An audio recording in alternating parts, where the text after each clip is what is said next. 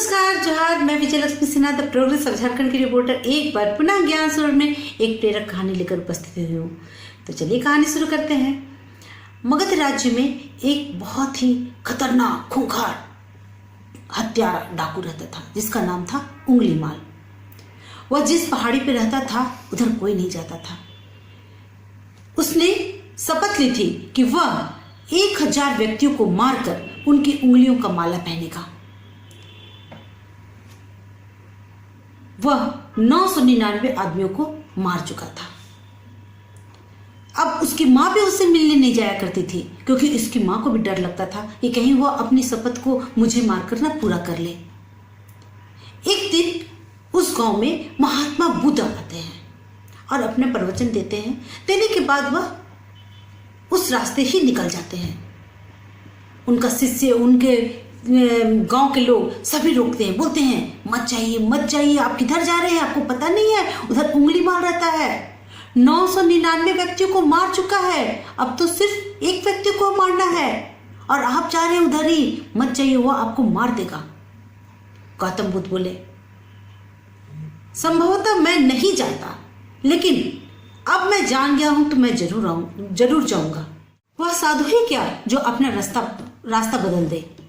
और गौतम बुद्ध उस रास्ते पे आगे बढ़ जाते हैं, बिल्कुल सरल सहज रूप में, बिना किसी डर के, बिना किसी तनाव के, बिना किसी भी तरह की चिंता के।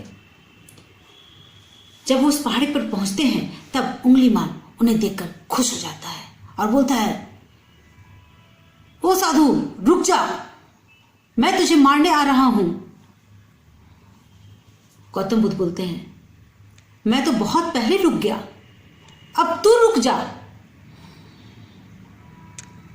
गौतम बुद्ध के तेज के सामने अंदर से थोड़ा सा उंगलीमाल डर जाता है क्योंकि वह देखता है कि गौतम बुद्ध के चेहरे पे थोड़ा सा भी कोई भी डर नहीं है, बिल्कुल सरल थे।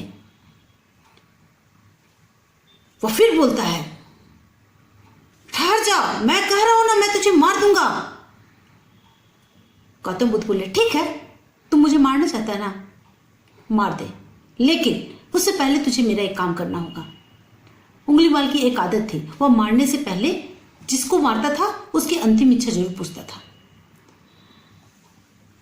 बोला ठीक है, मैं तुम्हारी इच्छा पूरी करूंगा। तो बोला ठीक है, तुम्हारे पास जो खड्ग है ना और जो सामने में पेड़ खड़ी है, तुम उसे उसकी टहनियों को काट दो।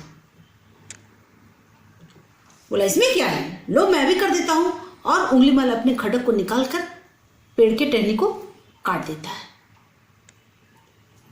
गौतम बुद्ध बोले ठीक है, अब जा और जाकर तू इस पेड़ की टहनी को जोड़ दे। उंगलीमाल बोला पागल है साधु, जब कट गया, जो कट गया वो कैसे जुटेगा, ऐसा नहीं होता है। गौतम बुद्ध बोले यही तो मैं तुम्हें कहना चाहता हूं कि काटना बहुत आसान है, जोड़ना बहुत मुश्किल है। तुमने इतने आदमियों को काटा है, क्या तुम किसी को जोड़ सकते हो?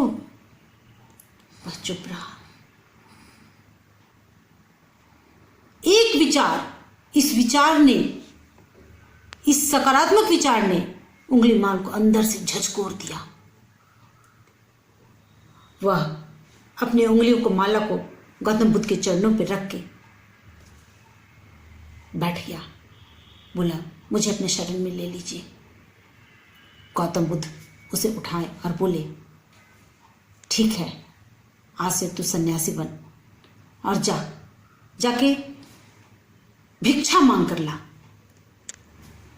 उंगलीमाल जाता है, उन्हीं के घरों में जाकर भिक्षा मांगता है जिनके घर के व्यक्तियों को वह मार दिया था। वहां के उस घर के व्यक्ति उसे पत्थरों से मारते हैं, उसके शरीर को उंगलीमाल का शरीर लहूलुहान हो जाता है